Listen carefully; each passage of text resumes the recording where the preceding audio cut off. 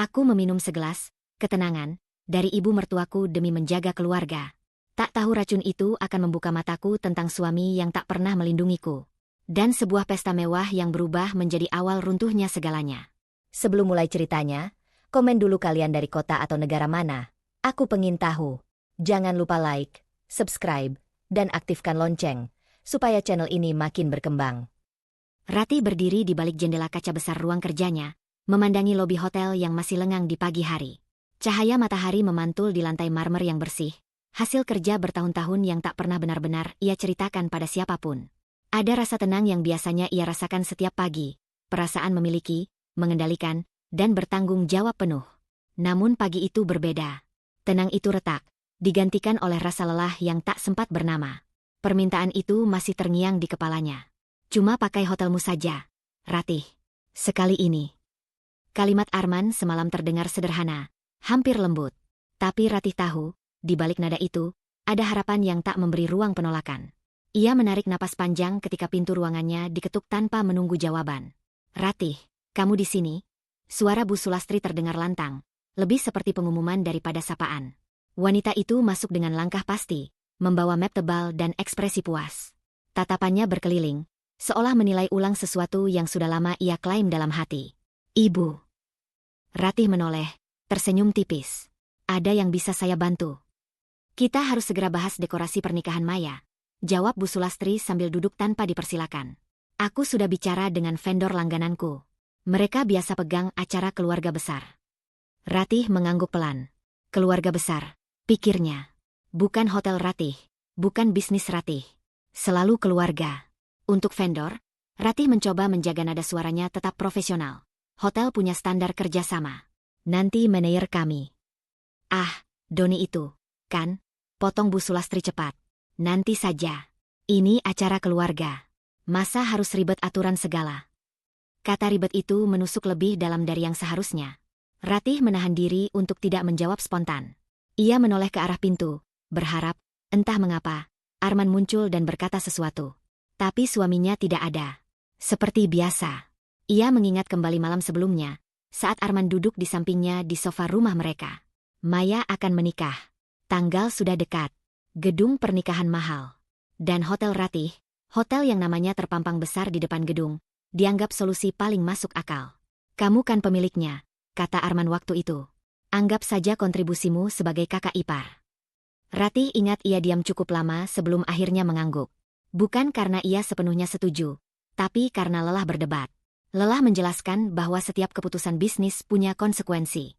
Lelah dianggap egois setiap kali ia mencoba menjaga batas. Aku setuju, katanya akhirnya semalam. Tapi tetap pakai sistem hotel. Arman tersenyum lega. Nah, gitu dong. Kembali ke ruang kerja, Bu Sulastri sudah membuka map dan mulai menyebutkan daftar permintaan. Tambahan ballroom, perubahan menu, akses penuh ke dapur, jam operasional yang diperpanjang. Semua disampaikan seperti instruksi, bukan diskusi. Ratih merasakan dadanya mengencang. Ibu, katanya pelan tapi tegas, beberapa hal ini perlu disesuaikan dengan kapasitas hotel. Kalau terlalu mendadak. Ratih. Bu Sulastri menyela sambil menghela napas. Kamu ini sekarang terlalu perhitungan. Dulu sebelum menikah sama Arman, kamu lebih luwes. Kalimat itu membuat Ratih terdiam. Dulu. Selalu dulu. Seolah segala yang ia bangun setelah menikah bukan hasil kerja, melainkan perubahan sikap yang patut disesalkan. Ia menunduk sebentar, merapikan berkas di mejanya hanya untuk memberi jeda pada dirinya sendiri. Di dalam kepalanya, kenangan lain muncul. Saat ia pertama kali memutuskan membeli bangunan tua ini, saat semua orang meragukannya, saat ia bekerja hampir tanpa tidur. Tidak ada satupun dari mereka yang ada di sana. Aku akan minta Doni bertemu ibu nanti siang, kata Ratih akhirnya. Biar kita bahas detailnya bersama. Bu Sulastri tersenyum, senyum kecil yang tidak sampai ke mata. Ya sudah. Yang penting kamu ingat, ini pernikahan Maya. Jangan sampai mengecewakan keluarga. Setelah wanita itu pergi, ruangan terasa lebih sempit. Ratih duduk perlahan, menekan telapak tangannya ke meja. Ada dorongan untuk marah, untuk membela diri, tapi semua itu tertahan oleh satu perasaan yang lebih besar. Takut dianggap tidak tahu diri. Ponselnya bergetar. Pesan dari Arman. Ibu cuma mau yang terbaik. Tolong sabar ya. Ratih menatap layar itu lama. Tidak ada pertanyaan tentang keadaannya. Tidak ada pengakuan bahwa ini hotel miliknya. Hanya permintaan agar ia kembali mengalah. Ia menutup mata sejenak. Di dalam dirinya, ada suara kecil yang mulai berani bertanya. Sampai kapan? Ketika ia membukanya kembali, Ratih mengambil ponsel dan mengetik balasan singkat. Aku akan atur sebaik mungkin. Ia mengirimnya, meski ada rasa perih yang tertinggal. Bukan karena keputusan besar yang ia ambil, tapi karena ia tahu, setiap kali ia berkata ia tanpa batas, sesuatu dalam dirinya pelan-pelan hilang. Ratih berdiri dan berjalan ke jendela lagi. Di bawah sana, staf hotel mulai berdatangan, bersiap menjalani hari. Mereka bekerja untuknya. Mereka percaya padanya. Dan untuk pertama kalinya pagi itu, Ratih bertanya dalam hati, apakah ia masih percaya pada dirinya sendiri, atau ia baru saja membuka pintu bagi sesuatu yang tak bisa ia kendalikan lagi. Ratih masih berdiri di dekat jendela ketika suara langkah Doni terdengar di koridor luar. Dampak percakapan kemarin belum benar-benar mengendap. Perasaan bahwa ia baru saja menyerahkan sesuatu yang penting tanpa sadar masih menggantung di dadanya. Pagi ini, ketenangan hotel tidak lagi memberinya rasa aman, melainkan pengingat bahwa setiap sudut gedung ini bisa diambil alih oleh orang lain atas nama keluarga. Bu Ratih. Doni masuk sambil membawa tablet dan beberapa lembar cetakan. Nada suaranya sopan, tapi ada kehati-hatian yang jelas terasa. Tadi pagi ada permintaan tambahan dari Ibu Sulastri. Langsung ke bagian operasional. Ratih menghela napas pendek. Permintaan apa lagi? Doni menatap layar tabletnya sejenak sebelum menjawab. Tambahan akses dapur utama untuk catering luar, perluasan area parkir tamu VIP, dan perubahan alur tamu di hari H, semuanya tanpa formulir resmi. Ratih menutup matanya sesaat. Tanpa formulir. Kata-kata itu terdengar kecil, tapi implikasinya besar. Risikonya? Tanyanya, meski sudah bisa menebak jawabannya. Keamanan makanan. Jawab Doni jujur. Kalau dapur utama dipakai pihak luar, standar kebersihan bisa terganggu. Parkir VIP juga berpotensi mengganggu akses darurat. Dan perubahan alur tamu mendadak. Kalau terjadi sesuatu, tanggung jawabnya ke hotel. Ratih mengangguk perlahan. Inilah yang ia takutkan sejak awal. Bukan soal uang atau reputasi semata, tapi tanggung jawab yang akan jatuh sepenuhnya ke pundaknya. Terima kasih sudah lapor. Jangan eksekusi apapun sebelum ada persetujuan tertulis dariku. Doni ragu sejenak. Masalahnya, Bu, Ibu Sulastri bilang ini sudah disetujui keluarga. Ratih tersenyum tipis, senyum yang lebih mirip refleks daripada ekspresi. Hotel ini tidak dijalankan dengan persetujuan keluarga, katanya pelan. Tapi dengan prosedur. Beberapa jam kemudian, Ratih duduk di ruang rapat kecil bersama Arman. Suaminya datang dengan wajah lelah, dasi sedikit longgar, seolah pertemuan ini hanyalah gangguan di tengah hari yang lebih penting. Doni terlalu membesar-besarkan, kata Arman sebelum Ratih sempat membuka pembicaraan. Ini cuma pernikahan, bukan acara kenegaraan. Ratih menatapnya, mencoba mencari nada yang tepat. Ini hotel aktif, men. Kalau ada pelanggaran operasional, yang kena bukan keluarga kamu, tapi aku. Arman menghela napas keras. Kamu selalu lihat semuanya dari sisi bisnis. Kadang aku bingung, kamu ini istri atau direktur hotel? Pertanyaan itu membuat Ratih terdiam. Bukan karena ia tidak punya jawaban, tapi karena ia sudah terlalu sering menjawabnya, dengan cara yang tidak pernah didengar. Aku bisa jadi dua-duanya, jawabnya akhirnya. Dan dua-duanya penting. Arman menggeleng. Kamu terlalu kaku, Ratih. Ibu cuma minta sedikit kelonggaran. Masa iya kamu tidak bisa mengalah sekali ini? Sekali ini. Kata-kata itu seperti pintu lama yang kembali terbuka, memperlihatkan kenangan yang selama ini ia tutup rapat. Saat awal pernikahan mereka, ketika Ratih menunda proyek penting demi menemani Arman ke acara keluarga. Saat ia memindahkan jadwal rapat demi makan malam bersama ibunya. Selalu sekali ini, yang ternyata berulang tanpa akhir. Aku sudah mengalah, kata Ratih. Suaranya lebih pelan dari yang ia inginkan. Aku setuju pakai hotel. Itu bukan hal kecil. Tapi caramu seolah-olah kita menumpang, balas Arman cepat. Padahal ini keluarga sendiri. Ratih merasakan sesuatu mengeras di dadanya. Ia ingin berkata bahwa justru karena ini hotel miliknya, bukan milik keluarga, maka batas perlu dijaga. Tapi setiap kali ia membuka mulut, ia sadar betapa sendirinya ia di ruangan itu. Sore harinya, Bu Sulastri datang tanpa janji. Kali ini langsung ke lantai operasional. Ratih dipanggil oleh staf resepsionis, dan ketika ia tiba, ibu mertuanya sudah berdiri di tengah-tengah, dikelilingi beberapa karyawan yang tampak canggung. Kenapa permintaanku ditahan? Tanya Bu Sulastri tanpa basa-basi. Aku sudah bilang ini penting. Ratih menahan diri untuk tidak bereaksi defensif. Karena ada risiko, Bu. Aku perlu memastikan semuanya aman.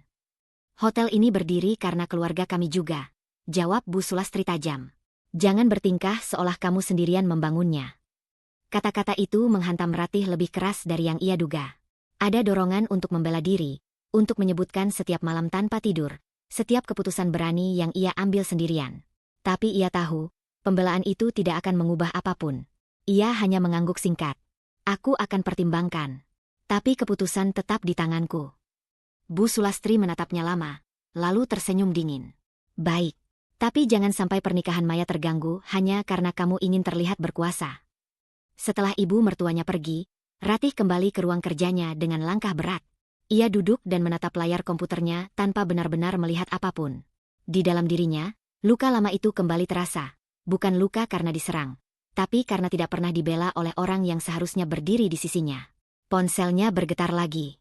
Pesan dari Arman. Ibu cuma khawatir. Tolong jangan diperbesar. Ratih menatap pesan itu lama. Ada dorongan untuk menjawab panjang, menjelaskan, meminta dipahami. Tapi jari-jarinya berhenti. Untuk pertama kalinya, ia menyadari bahwa setiap penjelasan yang ia berikan justru membuatnya semakin terlihat salah. Ia membuka email internal hotel, menulis instruksi singkat. Semua perubahan terkait pernikahan harus melewati dirinya langsung. Tidak ada pengecualian. Sebelum mengirim, Ratih ragu. Keputusan kecil ini bisa memicu konflik lebih besar. Tapi jika ia tidak melakukannya, ia tahu batas terakhir yang ia miliki akan benar-benar hilang. Ia menekan tombol kirim. Dan di detik itu, Ratih merasakan tekanan baru mengendap di dadanya. Bukan lagi sekadar rasa tidak dihargai, melainkan ketakutan bahwa mempertahankan diri sendiri akan membuatnya semakin sendirian. Ratih hampir tidak tidur malam itu.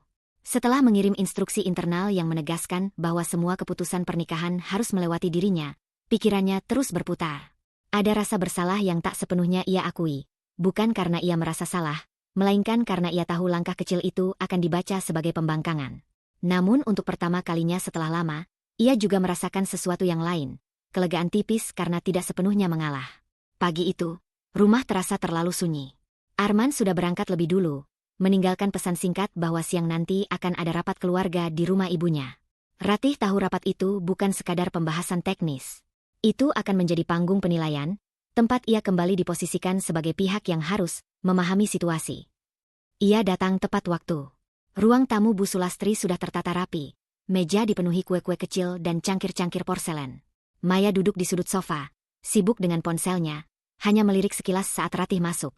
Tatapan itu cepat, tapi cukup untuk membuat Ratih merasa seperti tamu, bukan bagian dari keluarga.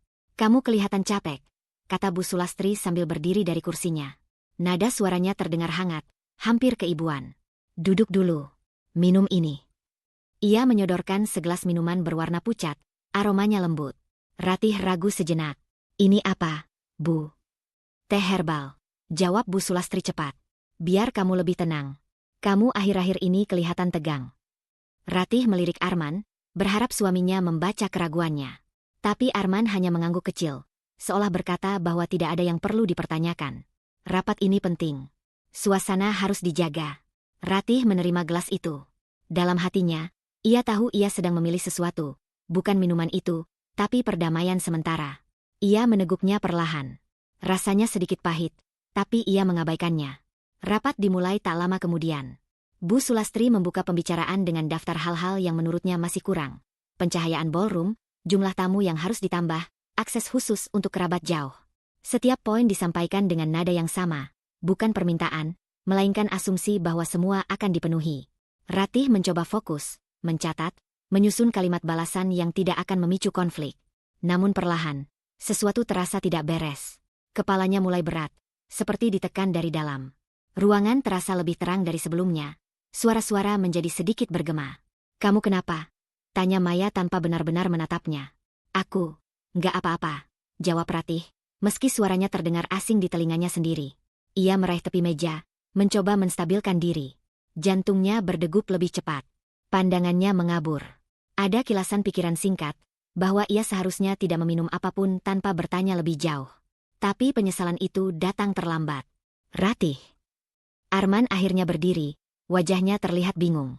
Ratih mencoba menjawab, tapi kata-kata itu tidak pernah keluar. Dunia di sekelilingnya berputar, lalu gelap.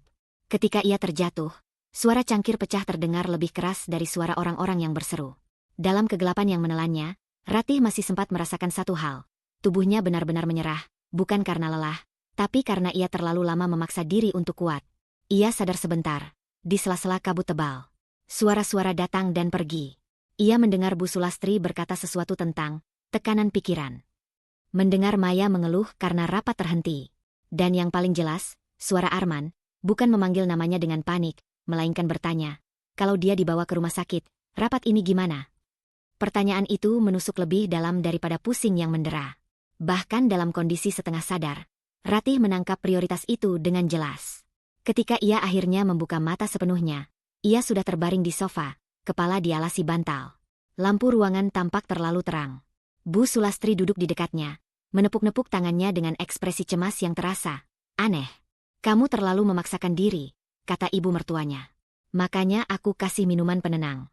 Biar kamu nggak stres. Ratih ingin bertanya lebih jauh. Ingin tahu apa sebenarnya yang ia minum. Tapi lidahnya terasa berat, dan Arman sudah menyela. Besok kamu istirahat saja, katanya cepat. Aku akan urus sisa rapat sama ibu. Kita nggak boleh buang waktu, tanggal pernikahan makin dekat. Ratih menatap suaminya, mencoba mencari kekhawatiran di wajah itu. Yang ia temukan hanyalah kecemasan pada jadwal, bukan pada dirinya. Sesuatu di dalam dadanya runtuh pelan, tanpa suara. Men, ucapnya lirih. Nanti saja bicara, potong Arman. Yang penting sekarang kamu jangan bikin masalah tambahan. Kata-kata itu menutup sisa tenaga Ratih. Ia memalingkan wajah, memilih diam. Dalam keheningan itu, ia mulai menyadari sesuatu yang mengerikan. Jika ia bisa jatuh pingsan di tengah keluarga suaminya dan tetap dianggap sebagai pengganggu agenda, maka posisinya jauh lebih rapuh dari yang ia kira. Sore itu, setelah mereka pulang, Ratih berbaring di kamar. Kepalanya masih berdenyut, tapi pikirannya justru semakin jernih. Ia mengingat rasa pahit minuman itu, cara Bu Sulastri menyodorkannya, dan bagaimana semua orang begitu cepat menerima penjelasan, tekanan pikiran. Ada ketakutan baru yang merayap pelan, bukan lagi takut sendirian, tapi takut bahwa ia tidak sepenuhnya aman di tempat yang seharusnya ia sebut keluarga. Ratih memejamkan mata, mengambil ponselnya, lalu membuka catatan kecil di dalamnya. Dengan jari yang masih sedikit gemetar, ia menulis satu kalimat pendek, hampir seperti pengakuan pada diri sendiri. Aku harus lebih berhati-hati. Ia menutup layar.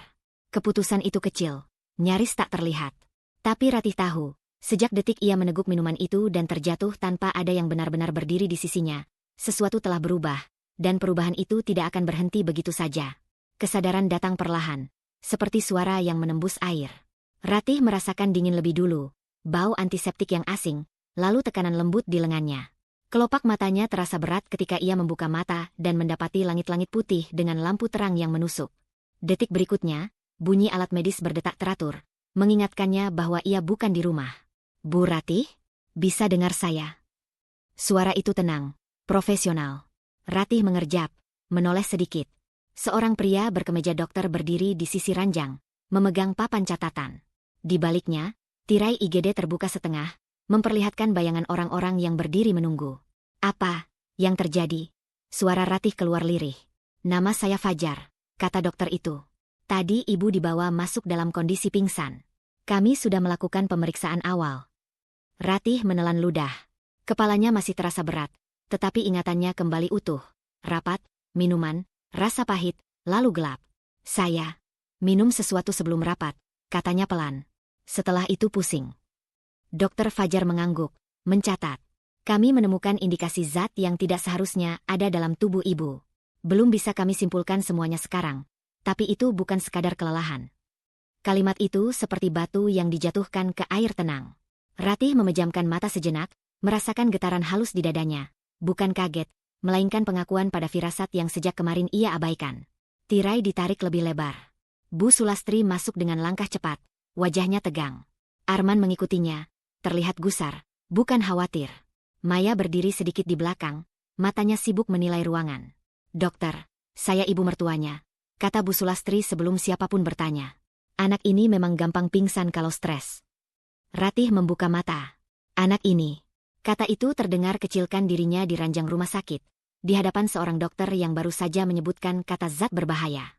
Dokter Fajar tetap tenang. Kami belum menyimpulkan penyebab pastinya, Bu. Tapi hasil sementara. Itu pasti karena tekanan pikiran, potong Bu Sulastri, suaranya meninggi. Dari kemarin emosinya nggak stabil. Saya malah sudah kasih minuman penenang. Ratih menoleh cepat. Penenang? Suaranya serak. Bu Sulastri meliriknya sekilas, lalu kembali ke dokter. Teh herbal. Biasa saya minum. Nggak mungkin berbahaya. Dokter Fajar mengerutkan kening tipis. Kami akan cek lebih lanjut.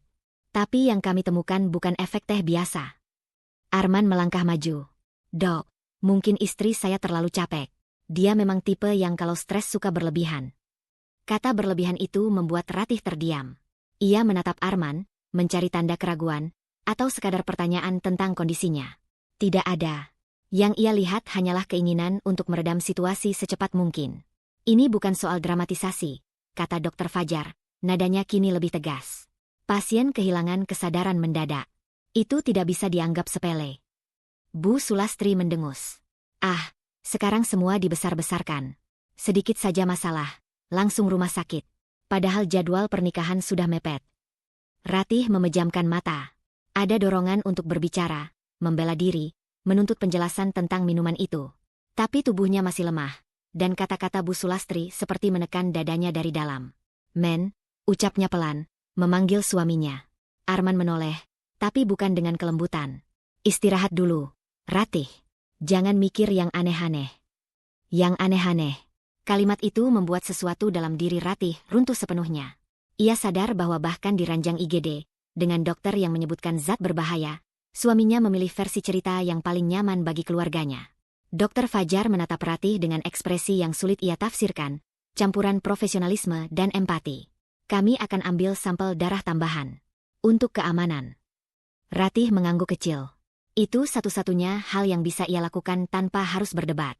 Saat jarum menusuk kulitnya, ia merasakan sakit yang nyata, tajam, dan jujur.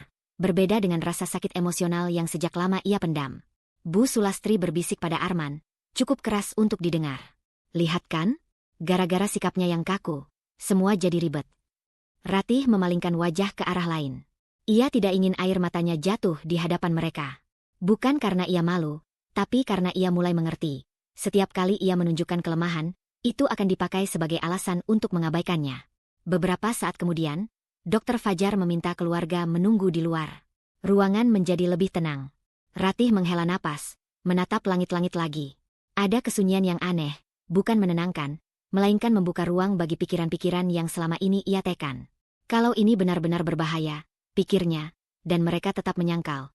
Apa artinya itu untukku? Dokter Fajar kembali mendekat. Bu Ratih, kami akan observasi lebih lanjut. Kalau ibu ingat apapun tentang yang diminum, itu penting. Ratih ragu. Ia bisa saja diam, membiarkan semua dianggap insiden biasa. Itu akan lebih mudah, lebih cepat. Tapi mudah tidak selalu aman.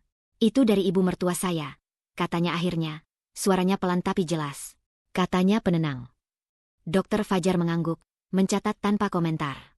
Saat tirai kembali ditutup dan suara-suara luar terdengar samar, Ratih merasakan tekanan batin yang baru, bukan lagi sekadar rasa tidak didukung, melainkan kesadaran bahwa kebenaran yang ia pegang mungkin akan membuatnya semakin terasing.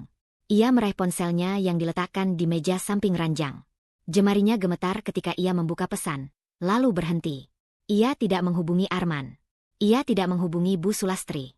Ratih menulis nama lain di layar. Satu-satunya orang yang sejak awal selalu melihatnya sebagai dirinya sendiri, bukan sebagai perpanjangan keluarga. Rina. Ia belum menekan tombol kirim. Tapi keputusan kecil itu, siapa yang ia pilih untuk pertama kali diberitahu, sudah cukup berisiko untuk mengubah arah segalanya. Ratih masih terjaga ketika suara langkah cepat terdengar mendekati ruang observasi. Lampu IGD yang tak pernah benar-benar redup membuat kepalanya terasa berat, tapi pikirannya justru semakin tajam. Pesan yang ia ketik setengah ragu tadi akhirnya terkirim, dan kini konsekuensinya berdiri di depan matanya.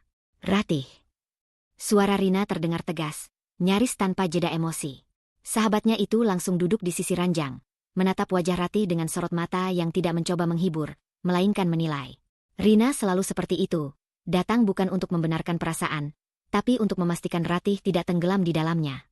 Apa yang sebenarnya terjadi? Tanya Rina pelan, namun jelas. Ratih menelan ludah. Ia menceritakan semuanya. Dari minuman yang diberikan Bu Sulastri, rasa pahit yang tertinggal di lidah, hingga kesadaran yang terputus. Ia juga menceritakan bagaimana Arman memilih menenangkan ibunya daripada mendengarkan dokter. Setiap kata terasa seperti membuka luka, tapi untuk pertama kalinya, ia tidak merasa sendirian saat melakukannya. Rina mendengarkan tanpa memotong. Ketika Ratih selesai, ia menarik napas panjang. "Kamu sadar enggak?" katanya akhirnya, "kalau ini bukan sekadar masalah keluarga." Ratih mengerjap. "Maksudmu?" Orang pingsan mendadak setelah minum sesuatu yang dikasih orang lain. Lalu ada zat berbahaya di tubuhnya. Rina merinci, suaranya datar. "Itu bukan drama. Itu indikasi." Kata indikasi membuat Ratih menggigil kecil. Selama ini, ia berusaha melihat semuanya sebagai kesalahpahaman, sesuatu yang bisa diselesaikan dengan komunikasi. Tapi cara Rina menyusunnya membuatnya terdengar jauh lebih serius. "Kamu harus simpan bukti," lanjut Rina. "Apapun yang ada. Jangan percaya pada penjelasan lisan." Ratih memejamkan mata. Ada rasa takut yang baru muncul. Takut bahwa jika ia benar-benar mengakui kemungkinan terburuk, maka tidak ada jalan kembali ke kehidupan yang ia kenal. "Kalau aku salah?" tanyanya lirih. "Kalau ini cuma kebetulan." Rina menatapnya lurus. "Kalau kamu salah, bukti akan membuktikannya. Tapi kalau kamu benar dan kamu memilih diam, kamu sedang mempertaruhkan keselamatanmu sendiri." Kata-kata itu menggema lama setelah Rina terdiam. Ratih menyadari bahwa pilihan di depannya tidak lagi soal menjaga perasaan orang lain, melainkan melindungi dirinya. Beberapa jam kemudian, setelah kondisinya stabil, Ratih dipindahkan ke ruang rawat singkat. Ponselnya bergetar. Nama Doni muncul di layar. Ia ragu sejenak sebelum menjawab. "Bu Ratih." Suara Doni terdengar lebih pelan dari biasanya, seolah ia tidak ingin pembicaraan ini terdengar oleh orang lain. "Saya dengar ibu dibawa ke rumah sakit. Saya minta maaf kalau saya lancang." Ratih duduk sedikit lebih tegak. "Ada apa, Doni?" "Saya cek log operasional hari itu," katanya hati-hati. "Termasuk akses dapur dan konsumsi minuman sebelum rapat keluarga." Ratih menahan napas. "Dan ada rekaman CCTV di pantry kecil dekat ruang tamu," jawab Doni. "Biasanya area itu jarang dipakai. Tapi hari itu, Ibu Sulastri terlihat menyiapkan minuman sendiri. Saya sudah mengamankan rekamannya." Jantung Ratih berdegup keras. Mengamankan. Kata itu terdengar resmi, hampir seperti peringatan bahwa apa yang ia hadapi sudah masuk wilayah yang tidak bisa lagi disederhanakan. "Selain itu," lanjut Doni, "saya juga simpan daftar konsumsi minuman hari itu. Tidak ada permintaan resmi untuk teh herbal dari pihak catering. Artinya, minuman itu tidak berasal dari dapur hotel." Ratih menutup mata. Gambaran Bu Sulastri menyodorkan gelas itu kembali jelas di benaknya. Senyum yang tampak perhatian. Nada suara yang terdengar peduli. Semua itu kini terasa berbeda. Bukan lagi sekadar sikap dominan, melainkan sesuatu yang berpotensi berbahaya. "Terima kasih, Doni," katanya akhirnya. "Tolong simpan semua itu. Jangan beritahu siapapun." "Apa ibu yakin?" Doni ragu. "Kalau ini ketahuan." "Aku tahu risikonya," potong Ratih pelan. "Dan aku bertanggung jawab." Setelah panggilan berakhir, Ratih menatap ponselnya lama. Di satu sisi, ia ingin segera menghapus rekaman itu dari pikirannya, kembali pada keyakinan lama bahwa keluarga, seburuk apapun, tidak akan mencelakainya. Tapi bukti-bukti kecil yang mulai terkumpul tidak memberi ruang untuk ilusi itu. Rina yang masih duduk di kursi dekat jendela memperhatikan ekspresinya. "Doni." Ratih mengangguk. Dia punya rekaman. Rina berdiri, berjalan mendekat. "Bagus. Jangan hilangkan itu. Dan satu hal lagi, jangan minum apapun dari siapapun tanpa saksi." Kalimat itu terdengar sederhana, tapi bagi Ratih, itu adalah perubahan besar. Selama ini, ia hidup dengan asumsi bahwa niat baik cukup menjadi pelindung. Kini, ia harus mulai hidup dengan kewaspadaan. Malam turun perlahan. Arman belum datang menjenguk. Tidak ada pesan, tidak ada telepon. Ratih merasa perih, tapi perasaan itu kini bercampur dengan sesuatu yang lain, kecurigaan yang mulai berakar. Ia membuka catatan di ponselnya, membaca kembali kalimat yang ia tulis kemarin. "Aku harus lebih berhati-hati." Dengan tangan yang lebih mantap, ia menambahkan satu kalimat lagi di bawahnya. "Dan aku harus mulai menyimpan bukti." Ratih mengunci layar, menghela napas panjang. Keputusan itu tidak membuatnya merasa aman, justru sebaliknya. Ada tekanan baru yang menekan dadanya. Kesadaran bahwa sejak saat ini, setiap langkahnya akan diawasi, setiap sikapnya bisa dianggap ancaman. Namun di balik rasa takut itu, ada sesuatu yang perlahan tumbuh. Untuk pertama kalinya, Ratih tidak lagi sekadar bertahan. Ia mulai bersiap. Pagi datang tanpa benar-benar memberi istirahat. Ratih terbangun di ruang rawat dengan tubuh yang terasa lebih ringan, tetapi pikirannya justru dipenuhi beban baru. Keputusan semalam, menyimpan bukti, mulai waspada, masih berdenyut di kepalanya. Ia tahu, sejak detik itu, hidupnya tidak lagi berjalan di jalur yang sama. Tidak ada jalan kembali ke ketenangan semu yang dulu. Ketukan pelan terdengar di pintu. Dokter Fajar masuk dengan berkas di tangan, ekspresinya tetap tenang seperti sebelumnya. Ada kehati-hatian di matanya, seolah setiap kata yang akan ia ucapkan harus ditimbang 2 kali. Bu Ratih, katanya sambil duduk di kursi dekat ranjang. Hasil pemeriksaan lanjutan sudah kami terima. Ratih mengangguk, jantungnya berdegup lebih cepat. Bagaimana hasilnya, Dok? Dokter Fajar menarik napas pendek. Kami menemukan indikasi senyawa yang biasa terdapat pada obat penenang tertentu. Dosisnya ringan, tidak mematikan, tapi cukup untuk menyebabkan pusing berat dan kehilangan kesadaran. Kata penenang terdengar berbeda kali ini. Tidak lagi netral. Ratih merasakan dingin menjalar di punggungnya. Jadi, ini bukan sekadar stres. Bukan, jawab Dokter Fajar jujur. Kami harus berhati-hati menyebutkannya, tapi ada kemungkinan zat itu diberikan dengan sengaja. Kami sarankan ibu mempertimbangkan langkah pengamanan. Kalimat itu menutup sisa ruang bagi penyangkalan. Ratih memejamkan mata, membiarkan kata sengaja bergema. Ia tidak langsung menangis. Justru ada ketenangan aneh yang muncul. Ketenangan karena akhirnya firasatnya memiliki nama. Pintu terbuka sebelum ia sempat berkata apapun. Arman masuk dengan wajah tegang. Dokter, maksudnya apa ini? Suaranya terdengar keras di ruang yang seharusnya tenang. Dokter Fajar berdiri. Saya hanya menyampaikan hasil medis, Pak. Ini untuk keselamatan pasien. Keselamatan atau asumsi? Balas Arman cepat. Anda bicara seolah-olah ada yang berniat mencelakai istri saya. Itu tuduhan serius. Ratih menatap Arman. Istri saya. Kata itu terdengar ironis ketika diikuti dengan nada marah pada orang yang mencoba melindunginya. Saya tidak menuduh siapapun, kata Dokter Fajar, tetap tenang. Saya menyebutkan kemungkinan. Dan sebagai dokter, saya wajib. Cukup, potong Arman. Kami tidak mau masalah ini diperpanjang. Istri saya baik-baik saja sekarang. Tidak perlu membuat cerita yang bisa merusak nama keluarga.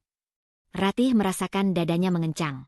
Bukan karena hasil medis, melainkan karena cara Arman menyebut nama keluarga sebelum menyebut dirinya. Men, katanya pelan, dokter hanya.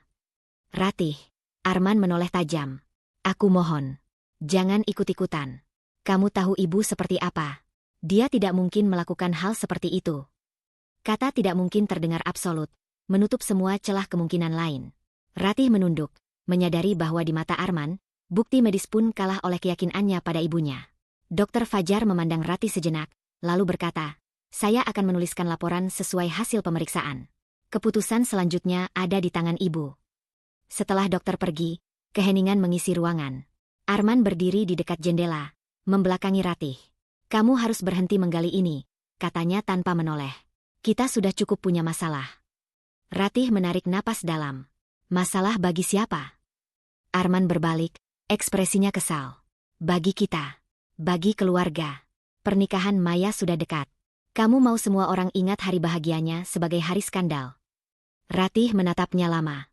Ia ingin bertanya mengapa keselamatannya tidak masuk dalam daftar kekhawatiran itu. Tapi pertanyaan itu terasa sia-sia. Aku hampir pingsan. Men, katanya lirih. Dokter bilang ada zat berbahaya di tubuhku. Aku tahu, jawab Arman cepat. Tapi tidak semua hal harus dibesar-besarkan.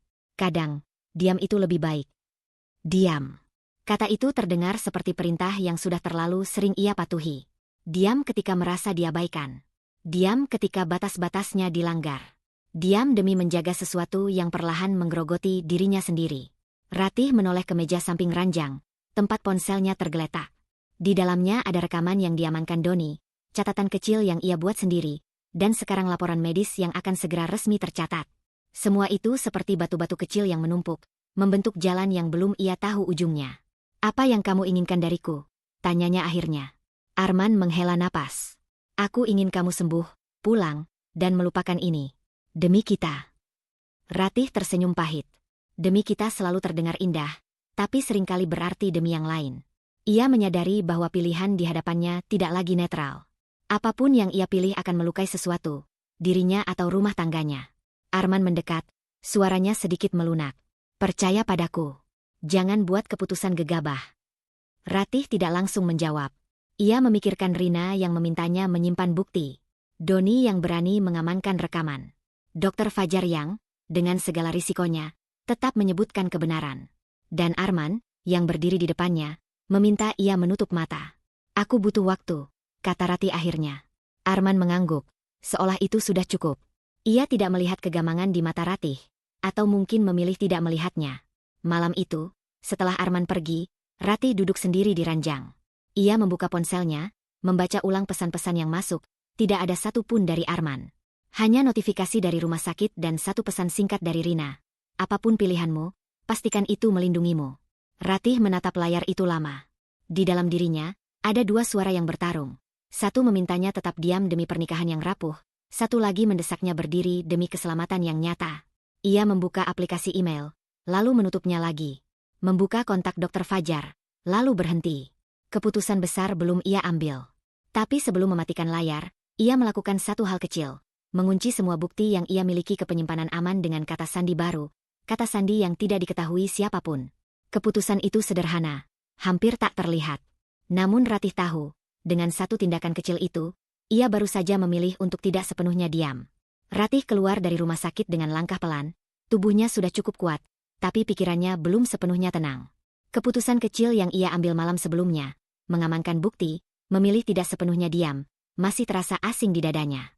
Ia belum menentang siapapun secara terbuka, tapi ada garis tipis yang baru saja ia lewati. Dan garis itu tidak bisa dihapus begitu saja. Belum sampai setengah hari di rumah, ponselnya berdering. Nama Bu Sulastri muncul di layar, tanpa basa-basi. Ratih, suara itu terdengar tegas, tidak memberi ruang jeda. Aku sudah bicara dengan beberapa kerabat. Pernikahan tetap berjalan sesuai rencana. Di hotel. Ratih memejamkan mata sejenak. Tidak ada pertanyaan tentang kondisinya. Tidak ada jeda empati. Hanya keputusan yang diumumkan. Aku baru pulang dari rumah sakit, Bu. Jawabnya pelan. Kita bisa bicarakan ini nanti. Tidak ada nanti, potong Bu Sulastri. Waktu kita sempit. Kamu sudah setuju sebelumnya. Dan aku anggap itu tidak berubah hanya karena kamu sempat kurang sehat. Kata kurang sehat terdengar mengecilkan, hampir meremehkan. Ratih menarik napas dalam, merasakan dorongan lama untuk meminta dimengerti. Tapi dorongan itu berhenti di tenggorokan. Baik, katanya akhirnya. Acara tetap di hotel. Di ujung telepon, Bu Sulastri terdengar puas. Nah, begitu. Kamu memang seharusnya berpikir jernih. Telepon ditutup tanpa menunggu jawaban. Ratih menurunkan ponselnya perlahan. Ia sadar, kata baik yang ia ucapkan barusan bukan tanda menyerah. Untuk pertama kalinya, itu adalah bagian dari rencana. Sore itu, Ratih datang ke hotel. Lobi terasa sama seperti biasanya. Ramai, teratur, profesional. Namun ada jarak baru antara dirinya dan semua yang ia lihat, seolah ia sedang memeriksa sesuatu dari balik kaca tebal. Ia langsung menuju ruang operasional, tempat Doni sudah menunggu. Doni berdiri ketika Ratih masuk. Wajahnya menunjukkan campuran kelegaan dan kekhawatiran. Bu Ratih, kondisi ibu. Cukup. Ratih mengangkat tangan kecil, suaranya tenang. Aku tidak lama. Kita langsung ke inti. Ia duduk di kursi, membuka map tipis yang ia bawa. Pernikahan tetap berjalan di hotel. Tapi ada perubahan sistem. Doni mengerutkan kening. Perubahan seperti apa, Bu? Ratih menatapnya lurus. Akses dapur utama dibatasi ulang. Semua minuman yang keluar, termasuk untuk keluarga, harus tercatat di sistem internal, bukan hanya log catering. Doni terdiam sejenak. Ia memahami implikasinya. Itu akan terlihat seperti pengetatan mendadak. Tidak untuk tamu, jawab Ratih. Hanya untuk area tertentu. Dan satu hal lagi, CCTV pantry kecil itu, alirannya dipindah ke server cadangan. Hanya kamu yang punya akses. Doni menarik napas pelan. Ibu yakin? Ratih mengangguk. Aku tidak ingin ada kesalahan teknis. Atau kebetulan. Ia tidak menyebut kata racun. Tidak menyebut tuduhan. Tapi Doni mengerti. Ia telah bekerja cukup lama untuk tahu kapan bosnya berbicara sebagai pengelola. Dan kapan sebagai seseorang yang sedang melindungi diri. Saya akan atur, kata Doni akhirnya. Tanpa menarik perhatian. Terima kasih, jawab Ratih singkat. Ketika Ratih keluar dari ruang itu, ada getaran halus di dadanya. Bukan lega, bukan takut, melainkan kesadaran bahwa ia baru saja bertindak tanpa meminta izin siapapun. Diam-diam. Dan itu terasa sekaligus memberdayakan dan menakutkan. Malamnya, Arman datang ke rumah. Wajahnya tampak lebih ringan ketika ia mendengar bahwa acara tetap di hotel. "Aku tahu kamu akan mengerti," katanya sambil melepas jaket. Ibu juga senang. Ratih menatapnya, mencoba membaca ekspresi itu. Tidak ada rasa bersalah. Tidak ada pertanyaan lanjutan. Hanya kepastian bahwa semuanya kembali ke jalur yang Arman inginkan. "Aku setuju," kata Ratih pelan. Dengan beberapa penyesuaian operasional. Arman mengibaskan tangan. "Selama acaranya jalan, detail itu urusan kamu." Jawaban itu membuat Ratih tersenyum kecil. "Urusan kamu." Kalimat yang selama ini terasa membebani, kini justru menjadi celah baginya untuk bergerak. Keesokan harinya, Bu Sulastri datang ke hotel untuk pengecekan. Ia berjalan di depan, menunjuk-nunjuk area yang akan digunakan, memberi instruksi pada staf seolah itu rumahnya sendiri. Ratih mengikuti dari belakang, diam, mengamati. "Minuman nanti jangan terlalu standar," kata Bu Sulastri. "Aku mau yang istimewa untuk tamu keluarga." Ratih mengangguk. Sudah diatur. Ia tidak menjelaskan bagaimana diaturnya. Tidak menyebut sistem baru, tidak menyebut pencatatan. Senyap itu disengaja. Saat Bu Sulastri pergi, Ratih berdiri sendiri di ballroom yang masih kosong.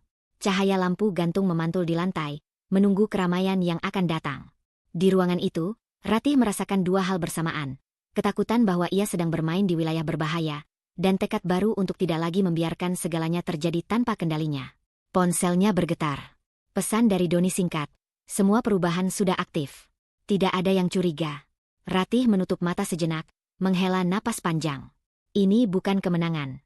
Ini hanya langkah awal. Tapi langkah itu cukup untuk mengubah posisinya dari korban pasif menjadi pengamat yang waspada. Saat ia melangkah keluar ballroom, Ratih menyadari tekanan batin baru yang mengiringinya. Rahasia yang ia simpan sendiri ini harus dijaga dengan sempurna. Satu kesalahan kecil saja, dan semua akan berbalik arah, bukan hanya pada acara pernikahan, tapi pada dirinya sendiri. Pagi itu, Ratih melangkah ke area ballroom dengan langkah terukur. Sejak perubahan sistem internal diaktifkan, ia merasakan kewaspadaan baru menempel di setiap geraknya, bukan paranoia, melainkan kesadaran penuh bahwa ia sedang berjalan di medan yang tidak ramah. Ia datang lebih awal untuk meninjau persiapan vendor, memastikan semua berjalan sesuai standar hotel.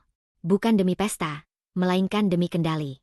Di tengah ruangan, beberapa vendor berkumpul mengelilingi meja panjang berisi contoh dekorasi. Maya berdiri di sana, gaun kasualnya tampak mahal dan sikapnya santai. Terlalu santai untuk seseorang yang sedang mempersiapkan acara besar. Saat Ratih mendekat, percakapan terhenti sesaat. "Oh," kata Maya sambil melirik sekilas. "Ini Ratih. Dia yang pegang hotel." Nada suaranya datar, tanpa embel-embel penghormatan. Seorang vendor dekorasi mengangguk sopan ke arah Ratih. "Pagi, Bu."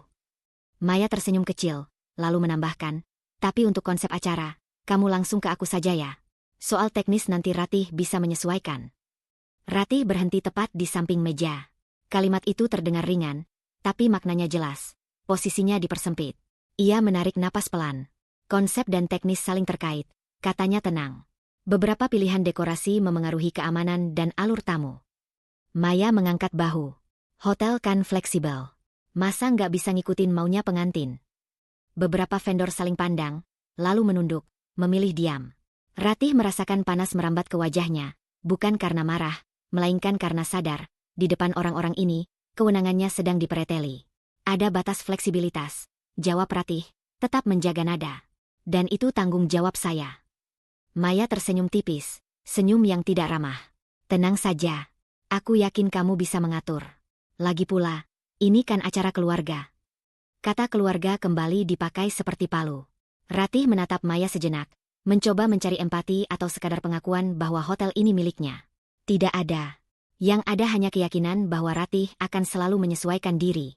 Setelah pertemuan selesai, Ratih keluar menuju lorong samping. Ponselnya bergetar. Pesan dari Arman. Ibu dan Maya cuma lagi tegang. "Tolong kamu mengerti." Ratih menutup mata, menghembuskan napas panjang. Ia mengetik balasan pendek, lalu menghapusnya. Tidak ada kalimat yang terasa cukup jujur tanpa memicu konflik. Ia memilih diam, bukan karena setuju, melainkan karena lelah. Siang harinya, Arman datang ke hotel. Mereka duduk di kafe kecil di lantai dasar. tempat yang biasanya menjadi ruang netral. Namun hari itu, bahkan netral pun terasa memihak. Maya cerita sedikit soal vendor, kata Arman sambil mengaduk kopinya. Katanya kamu agak keras. Ratih menatapnya. Keras karena menjaga standar. Arman menghela napas.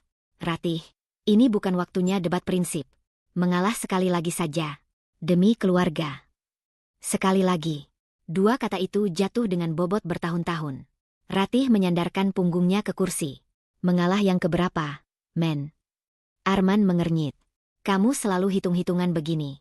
Aku cuma minta kamu bantu, bukan merasa diserang. Ratih menatap wajah suaminya. Wajah yang dulu ia percaya akan berdiri di sisinya. Aku bukan merasa diserang, katanya pelan. Aku sedang disingkirkan. Arman tertawa kecil, terdengar tidak sabar. Kamu terlalu sensitif. Maya itu calon pengantin. Wajar kalau dia ingin semua sesuai keinginannya. Dan aku apa? Tanya Ratih, suaranya tetap tenang, tapi ada getaran tipis di ujungnya. Arman terdiam sejenak, lalu berkata, kamu pemilik hotel. Justru karena itu kamu harus bisa lebih dewasa. Jawaban itu seperti kunci yang memutar sesuatu di dalam diri Ratih. Pemilik hotel. Bukan istri. Bukan pasangan. Perannya dipersempit menjadi fungsi, alat untuk memuluskan acara. Ratih mengangguk kecil. Baik. Arman tampak lega. Terima kasih. Aku tahu kamu bisa diandalkan. Diandalkan. Kata itu dulu membuatnya bangga. Kini terdengar seperti beban yang dipindahkan ke pundaknya tanpa persetujuan. Sore menjelang, Ratih kembali ke ruang operasional. Doni menghampiri dengan ekspresi hati-hati. Bu Ratih, vendor dekorasi minta perubahan layout. Langsung dari Mbak Maya. Ratih menatap layar tablet Doni. Perubahan itu melanggar alur keamanan yang sudah ia setujui sebelumnya. Ia merasakan dorongan lama untuk berkata ya, agar semuanya cepat selesai. Namun kali ini, dorongan itu berhenti. Kita ikuti sebagian, katanya setelah jeda singkat. Bagian yang tidak mengganggu alur. Sisanya tetap sesuai sistem. Doni mengangguk. Baik, Bu. Keputusan itu kecil, hampir tak terlihat dari luar. Tapi bagi Ratih, itu adalah pergeseran penting. Ia tidak lagi sepenuhnya menuruti, juga tidak frontal menolak. Ia memilih ruang abu-abu yang memberinya kendali. Malamnya, di rumah, Ratih berdiri di depan cermin. Wajahnya tampak tenang, tapi matanya menyimpan kelelahan yang berbeda dari biasanya. Bukan lelah fisik, melainkan lelah diperlakukan sebagai sesuatu yang bisa dipakai dan disimpan kembali. Ia teringat cara Maya menyebut namanya di depan vendor. Terlihat jelas bahwa baginya, Ratih hanyalah pengelola fasilitas, bukan bagian dari keluarga inti. Dan Arman, dengan semua permintaannya untuk mengalah, telah menguatkan posisi itu. Ratih mengambil ponselnya, membuka catatan pribadinya. Ia menulis satu kalimat, singkat dan tajam. Aku tidak lagi dilihat sebagai istri. Ia berhenti sejenak, lalu menambahkan. Jika aku hanya alat, maka aku harus tahu kapan alat itu digunakan, dan kapan disimpan. Ia mengunci layar, meletakkan ponsel di meja. Di dadanya, tekanan baru mengendap, bukan lagi sekadar rasa sakit, melainkan kesadaran dingin bahwa perannya telah diubah tanpa persetujuannya. Dan dengan kesadaran itu, muncul keputusan kecil yang berisiko. Mulai hari ini, Ratih tidak akan lagi memberi tanpa menghitung harga yang harus dibayar oleh dirinya sendiri. Kesadaran bahwa dirinya hanya dianggap alat masih menggantung di benak Ratih ketika ia duduk sendirian di ruang kerjanya. Malam telah larut, lampu hotel menyala redup di luar jendela besar, memantulkan bayangan dirinya sendiri di kaca. Bayangan itu tampak tenang, hampir dingin, berbeda dengan gejolak yang ia rasakan di dalam. Kata-kata yang ia tulis semalam kembali terngiang. Aku tidak lagi dilihat sebagai istri. Ketukan pelan di pintu membuyarkan lamunannya. Seorang perawat rumah sakit menyerahkan amplop coklat tebal. Hasil laboratorium, Bu, katanya singkat. Ratih menerima amplop itu dengan tangan yang lebih mantap dari yang ia perkirakan. Ia menunggu sampai pintu tertutup sebelum membukanya. Di dalamnya, lembar-lembar hasil pemeriksaan tersusun rapi, penuh istilah medis yang sebagian sudah dijelaskan Dr. Fajar sebelumnya. Matanya langsung tertuju pada bagian yang dicetak tebal. Nama senyawa penenang, dosis, dan catatan tidak diresepkan. Ia menutup amplop itu perlahan. Tidak ada air mata. Tidak ada rasa lega. Yang ada hanyalah kepastian. Selama ini, ia masih memberi ruang pada kemungkinan bahwa semua ini kebetulan. Kini, ruang itu tertutup rapat. Ratih memasukkan amplop ke dalam tas kerjanya, di saku terdalam yang jarang ia gunakan. Ia tidak membawanya pulang. Ia menyimpannya di brankas kecil di ruang kerja, tempat ia biasa menyimpan dokumen penting hotel. Tindakan itu sederhana, tapi syarat makna. Ia memilih menyimpan kebenaran di wilayah yang ia kuasai penuh. Tak lama kemudian, ponselnya bergetar. Pesan dari Doni singkat, tanpa basa-basi. Saya sudah cek ulang rekaman. Bisa bicara sekarang? Ratih mengetik balasan cepat. Ke ruang kontrol. Sekarang. Ruang kontrol hotel selalu terasa dingin, baik oleh pendingin ruangan maupun oleh atmosfernya. Layar-layar CCTV menampilkan sudut-sudut hotel yang sunyi di malam hari. Doni berdiri di depan salah satu monitor. Wajahnya tegang ketika Ratih masuk. Saya putar ulang dari awal, kata Doni tanpa pembuka. Hari rapat keluarga. Pantry kecil. Ia menekan tombol. Di layar, waktu berjalan mundur, lalu berhenti di momen yang kini terasa terlalu jelas. Bu Sulastri tampak di sana, sendirian, menuang sesuatu dari botol kecil ke dalam gelas. Gerakannya tenang, terbiasa. Setelah itu, ia mengaduk pelan, lalu menata gelas itu di atas nampan. Ratih menatap layar tanpa berkedip. Dadanya terasa sesak, bukan oleh kemarahan, melainkan oleh pengkhianatan yang kini memiliki bentuk visual. Ini bukan lagi cerita yang bisa dipelintir. Ini adalah fakta. Ada satu lagi, kata Doni pelan. Ia memutar rekaman lanjutan. Bu Sulastri menyodorkan gelas itu ke Ratih. Senyum tipis di wajahnya kini tampak berbeda, nyaris dingin. Ratih mengangkat tangan, memberi isyarat agar Doni menghentikan rekaman. Ia menutup mata sejenak. Ketika membukanya kembali, ada kilau yang berubah di sana. Bukan air mata, bukan api, melainkan tekad yang terukur. Terima kasih, Doni, katanya. Simpan salinan rekaman ini. 2 tempat. 1 di server cadangan, 1 di luar sistem hotel. Doni mengangguk, menelan ludah. Bu Ratih, apa ibu mau melaporkan ini sekarang? Pertanyaan itu menggantung di udara. Ratih memikirkan Arman, wajahnya ketika membela ibunya, permintaan untuk diam. Memikirkan Maya dan sikap merendahkannya. Memikirkan Bu Sulastri dan senyum yang kini ia pahami sepenuhnya. Belum, jawab Ratih akhirnya. Aku tidak ingin ini terlihat seperti serangan mendadak. Aku ingin semuanya jelas, terbuka, dan tidak bisa disangkal. Doni menatapnya, mencoba memahami. Jadi, ibu menunggu. Aku menyiapkan, koreksi Ratih pelan. Ketika ia kembali ke ruang kerjanya, malam semakin pekat. Ratih duduk di kursinya, menatap berangkas kecil di sudut ruangan. Di dalamnya ada hasil laboratorium. Di server, ada rekaman. Di kepalanya, ada rencana yang belum sepenuhnya terbentuk, tapi arahnya sudah jelas. Ia mengambil buku catatan, bukan ponsel. Ia menulis tangan, pelan dan rapi. Bukan curahan emosi, melainkan daftar, waktu, tempat, saksi, bukti. Setiap poin ditulis tanpa kata sifat, tanpa tuduhan emosional. Ratih sadar, jika ia membiarkan amarah memimpin, semua ini akan mudah dipatahkan. Pintu ruangannya terbuka sedikit. Arman masuk, wajahnya lelah. Kamu belum pulang. Ratih menutup buku catatannya. Sebentar lagi. Arman duduk di sofa kecil. Ibu bilang kamu makin aneh akhir-akhir ini. Terlalu kaku. Aku harap kamu tidak merencanakan sesuatu yang bisa merusak acara. Ratih menatapnya lama. Ia ingin mengatakan bahwa sesuatu sudah rusak sejak lama. Tapi ia memilih diam. Bukan karena takut, melainkan karena tahu waktunya belum tepat. Aku hanya memastikan semuanya berjalan aman, katanya akhirnya. Arman mengangguk, tampak puas dengan jawaban itu. Bagus. Setelah pernikahan, kita bisa istirahat. Setelah Arman pergi, Ratih berdiri dan menatap pantulan dirinya di kaca lagi. Kali ini, bayangan itu tampak lebih utuh. Ia tidak lagi bertanya-tanya apakah yang ia alami nyata. Ia tahu. Ratih mengambil amplop hasil laboratorium dari berangkas, menatapnya sejenak, lalu menyimpannya kembali. Ia tidak ingin menghancurkan siapapun secara sembunyi-sembunyi. Ia ingin kebenaran berdiri di tempat yang terang, di hadapan semua yang selama ini menganggapnya hanya alat. Ia mematikan lampu ruang kerja, melangkah keluar dengan langkah tenang. Di dalam dadanya, tekanan batin baru mengendap, kesadaran bahwa apapun yang ia siapkan nanti akan mengubah segalanya, termasuk dirinya sendiri. Namun untuk pertama kalinya, Ratih tidak menyiapkan diri untuk balas dendam. Ia menyiapkan diri untuk keadilan. Pagi itu, Ratih bangun dengan perasaan yang asing. Bukan lega, bukan takut, melainkan tenang yang padat, seperti permukaan danau yang menyimpan arus kuat di bawahnya. Keputusan kecil yang ia ambil semalam, menyimpan semua bukti di tempatnya dan membiarkan hari ini berjalan, masih berdetak di kepalanya. Ia tidak lagi berdebat dengan dirinya sendiri. Yang tersisa hanya kesadaran bahwa setiap langkah hari ini akan diperhatikan banyak mata. Dari jendela kamar, Ratih melihat halaman hotel mulai dipenuhi mobil-mobil hitam mengilap. Tamu-tamu penting berdatangan lebih awal. Mitra bisnis, kolega lama, beberapa nama besar yang selama ini mengenalnya sebagai pemilik hotel yang tegas dan profesional. Hari pernikahan Maya bukan sekadar acara keluarga.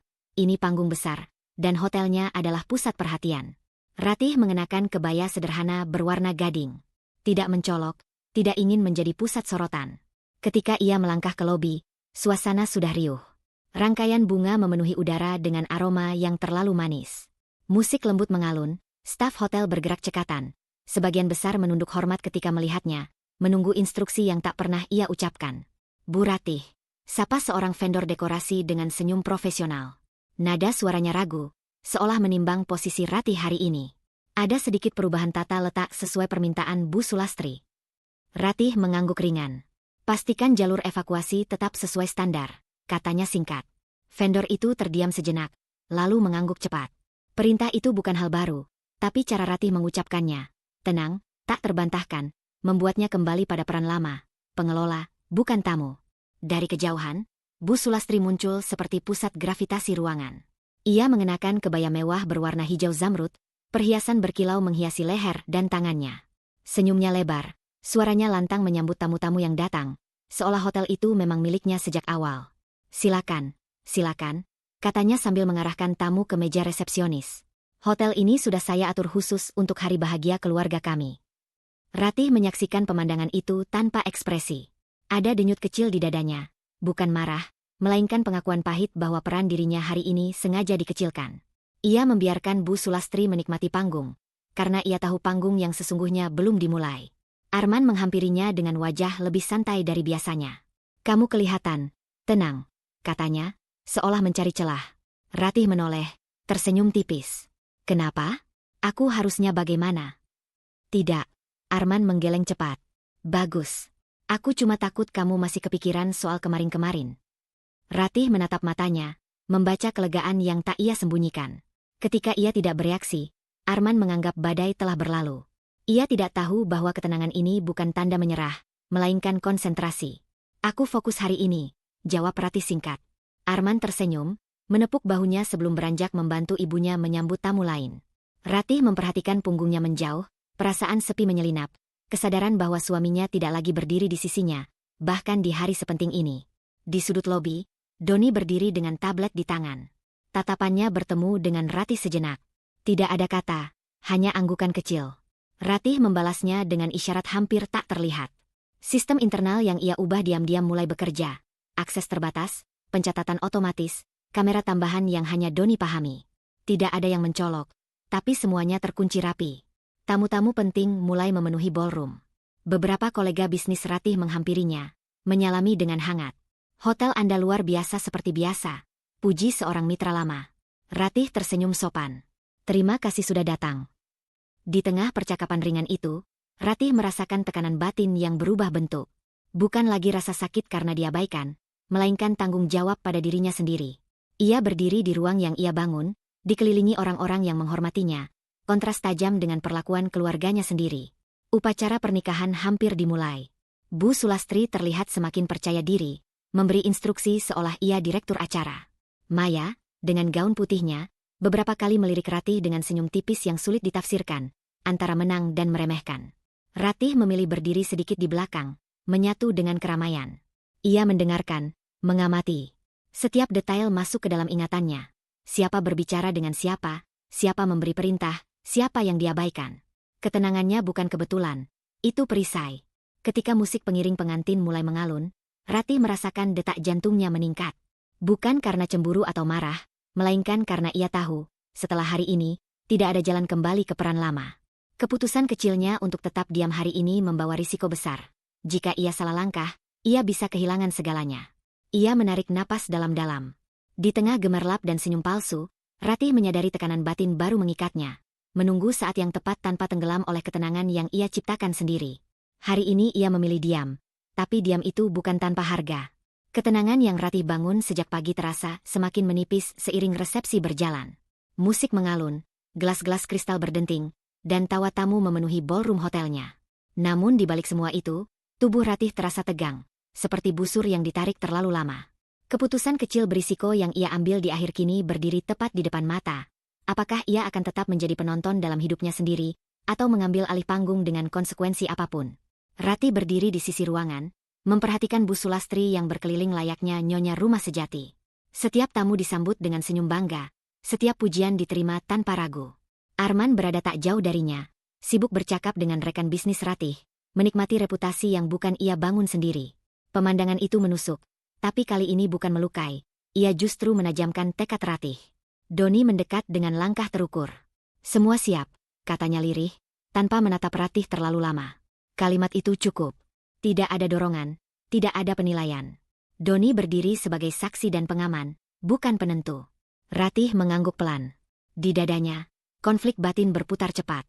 Ia takut, bukan pada Bu Sulastri, bukan pada Arman, melainkan pada kemungkinan dirinya sendiri runtuh di hadapan publik. Namun rasa takut itu kini bercampur dengan sesuatu yang lebih kuat, kebutuhan untuk tidak lagi disenyapkan. Ia melangkah ke arah panggung kecil tempat MC berdiri. Musik masih mengalun ketika Ratih mengangkat tangan, meminta mikrofon. Beberapa tamu menoleh, heran. Arman mengernyit, Bu Sulastri berhenti melangkah. "Mohon maaf." Suara Ratih terdengar jelas, tidak keras, tapi cukup tegas untuk memotong alunan musik. "Saya perlu perhatian sebentar, terkait keselamatan dan kenyamanan semua tamu." Kata keselamatan membuat ruangan perlahan sunyi. Musik dihentikan. Gelas-gelas diturunkan. Ratih merasakan ratusan pasang mata tertuju padanya. Ia menarik napas, menjaga suaranya tetap stabil. Setiap detik ia berdiri di sana mengubah sesuatu dalam dirinya. Rasa kecil yang selama ini mengekangnya mulai retak. "Sebagai pemilik hotel ini," lanjut Ratih, menekankan kata itu tanpa emosi berlebihan, "saya bertanggung jawab penuh atas apapun yang terjadi di dalamnya." Bu Sulastri melangkah maju satu langkah. "Ratih, ini bukan waktu." Ratih mengangkat tangan, tidak menatap ibu mertuanya, tapi ke arah tamu. Isyarat kecil itu cukup membuat Bu Sulastri terdiam, meski wajahnya menegang. "Beberapa hari lalu," kata Ratih, "saya mengalami kondisi medis serius setelah mengonsumsi minuman yang disiapkan di area dapur hotel." Bisik-bisik mulai terdengar. Arman mendekat ke panggung, wajahnya berubah pucat. "Ratih, jangan." Ratih akhirnya menoleh padanya. Tatapan mereka bertemu. Untuk sesaat, Ratih melihat kebingungan bercampur marah di mata suaminya. Ia mengalihkan pandangan kembali ke tamu, memilih tidak terjebak emosi lama. "Saya tidak akan berteriak," lanjut Ratih, suaranya tetap rendah. "Saya tidak akan menuduh tanpa dasar. Karena itu, demi transparansi, saya meminta izin memutar rekaman dapur dari hari tersebut." Tanpa menunggu jawaban, Ratih memberi isyarat kecil. Layar besar di ballroom menyala. Rekaman CCTV muncul, gambar dapur hotel yang familiar bagi staf, asing bagi tamu. Terlihat Bu Sulastri masuk ke area tersebut, berbincang singkat dengan staf, lalu menyiapkan sebuah minuman. Gerakannya jelas, waktunya tercatat. Suasana berubah drastis. Tawa lenyap. Beberapa tamu saling berpandangan, sebagian berdiri lebih tegak. Bu Sulastri membeku di tempatnya. "Ini tidak membuktikan apa-apa," serunya, suaranya meninggi, memecah keheningan. "Aku hanya..." Ratih kembali berbicara, memotong tanpa nada menyerang. "Benar. Karena itu saya juga tidak menyimpulkan apapun hari ini." Ia mengeluarkan map tipis dari tangannya. "Hasil medis saya menunjukkan adanya zat berbahaya dalam dosis ringan. Dokter menyarankan pemeriksaan lanjutan." Ia tidak menyebut kata racun. Tidak menyebut niat. Hanya fakta. Dan justru karena itulah dampaknya terasa lebih berat. Tamu-tamu penting, kolega bisnis Ratih, memahami bahasa kehati-hatian dan bukti. Arman berdiri kaku. "Ratih, kamu mempermalukan keluarga kita," katanya dengan suara tertahan. Ratih menoleh padanya perlahan. "Aku menjaga keselamatan di hotelku," jawabnya. "Jika itu memalukan, mungkin kita perlu bertanya kenapa." Kalimat itu jatuh seperti palu. Tidak ada teriakan, tidak ada drama berlebihan, tapi cukup untuk menghentikan pesta. MC berdiri bingung, vendor berhenti bekerja, musik tak kembali menyala. Ratih merasakan getaran halus di tangannya, bukan ragu, melainkan sisa adrenalin. Ia tahu, dengan langkah ini, ia telah menyeberangi garis yang tak bisa dihapus. Tekanan batin baru muncul, lebih berat dari sebelumnya, menghadapi akibat terbuka dari kebenaran yang ia ungkapkan setengah jalan. Ia menutup mikrofon. Ballroom tetap sunyi. Ratih melangkah turun dari panggung dengan satu kesadaran pahit, Ia belum menyelesaikan apapun, tapi ia juga tidak lagi bisa mundur. Keheningan yang tersisa setelah Ratih turun dari panggung terasa lebih berat daripada sorak atau amarah. Ballroom hotel itu seolah kehilangan napas. Tidak ada musik, tidak ada gelas terangkat, hanya bisik-bisik yang tertahan dan tatapan yang saling menguji. Ratih berdiri di antara tamu-tamunya, merasakan tekanan baru menekan dadanya. Ia sudah berbicara, tapi belum selesai. Dan bagian tersulit justru dimulai sekarang. Bu Sulastri menjadi orang pertama yang bergerak. Wajahnya yang semula membeku kini berubah merah, bukan karena malu, melainkan panik yang dipoles kemarahan. "Ini fitnah," katanya lantang, suaranya bergetar namun keras. "Kamu sengaja merusak hari bahagia keluarga kami." Beberapa tamu menoleh ke arah Ratih, menunggu reaksinya. Ratih tidak segera menjawab. Ia tahu, setiap kata yang keluar sekarang akan menjadi pemicu berikutnya. Di sudut ruangan, Arman berdiri ragu, wajahnya tegang, seperti seseorang yang berusaha menahan dinding runtuh dengan tangan kosong. "Ratih." Arman mendekat, suaranya diturunkan. "Kita bisa bicara ini nanti. Tidak perlu di depan semua orang." Ratih menatap suaminya. Ada luka lama yang kembali berdenyut. Kenangan tentang betapa seringnya ia diminta menunda, mengalah, diam. Kali ini, ia menggeleng pelan. Justru karena ini menyangkut keselamatan banyak orang, tidak bisa nanti. Sebelum Bu Sulastri sempat menyela lagi, seorang pria parubaya melangkah maju dari barisan tamu. Ratih mengenal wajah itu bahkan sebelum ia berbicara. Dr. Fajar, dokter yang merawatnya di IGD, berdiri dengan setelan rapi, jelas hadir bukan sebagai tenaga medis malam itu, melainkan tamu undangan rekan bisnis hotel. "Maaf," katanya dengan suara tenang, mengangkat tangan sedikit. "Saya tidak berniat mencampuri urusan keluarga. Tapi karena nama saya dan fakta medis disebut, saya merasa bertanggung jawab." Ratih merasakan jantungnya berdetak lebih cepat. Kehadiran Dr. Fajar bukan bagian dari rencana yang ia atur secara langsung. Namun justru karena itu, dampaknya terasa lebih nyata. Dr. Fajar menatap para tamu, lalu ke arah Ratih, sekilas memastikan. "Saya dokter yang menangani Ibu Ratih saat beliau masuk IGD. Hasil pemeriksaan menunjukkan adanya zat yang seharusnya tidak ada dalam tubuh, meski dalam dosis ringan. Efeknya konsisten dengan gejala yang dialami."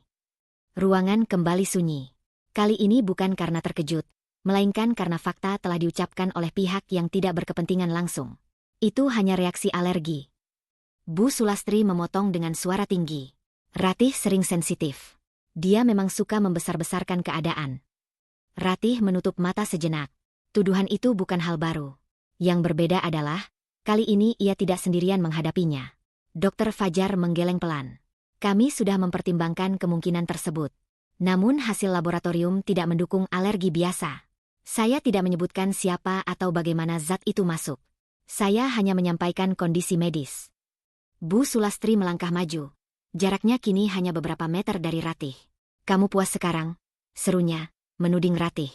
"Kamu ingin semua orang mengira aku penjahat." Ratih membuka mata, menatap ibu mertuanya dengan tatapan yang tidak lagi dipenuhi ketakutan. "Aku ingin kebenaran," katanya pelan. "Bukan tuduhan. Bukan drama." Arman memandang ibunya, lalu Ratih. Tangannya mengepal. "Bu, mungkin ada kesalahpahaman," katanya ragu, berusaha merangkai alasan yang terdengar masuk akal. "Mungkin minuman itu tertukar. Atau staf dapur yang lalai." Ratih merasakan pergeseran kecil di dalam dirinya, bukan harapan, melainkan pengakuan pahit bahwa Arman masih berdiri di tengah, menunda pilihan. Ia tidak marah. Ia lelah. "Arman," ucap Ratih, nadanya lembut namun tegas. "Aku tidak meminta kamu menyalahkan siapapun hari ini. Aku hanya meminta kamu tidak menutup mata." Arman terdiam.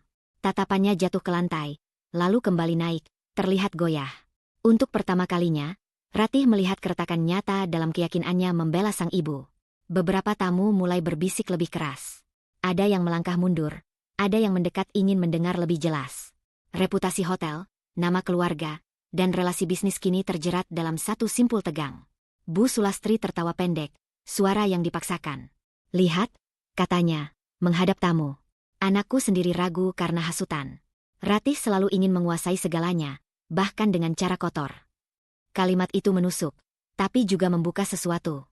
Ratih menyadari tekanan batinnya berubah bentuk. Bukan lagi antara diam dan bicara, melainkan antara melindungi diri sendiri atau membiarkan orang lain terus memelintir kenyataan. Ia melangkah satu langkah ke depan. "Saya tidak meminta simpati," katanya kepada para tamu. Saya juga tidak meminta penghakiman hari ini. Acara ini saya hentikan sementara demi keselamatan. Setelah ini, proses akan berjalan sesuai hukum dan etika. Keputusan itu kecil tapi berisiko. Dengan satu kalimat, Ratih mengalihkan konflik dari ruang keluarga ke ruang publik dan prosedur resmi. Ia tahu dampaknya tidak akan ringan. Arman menatapnya, wajahnya campuran takut dan kehilangan.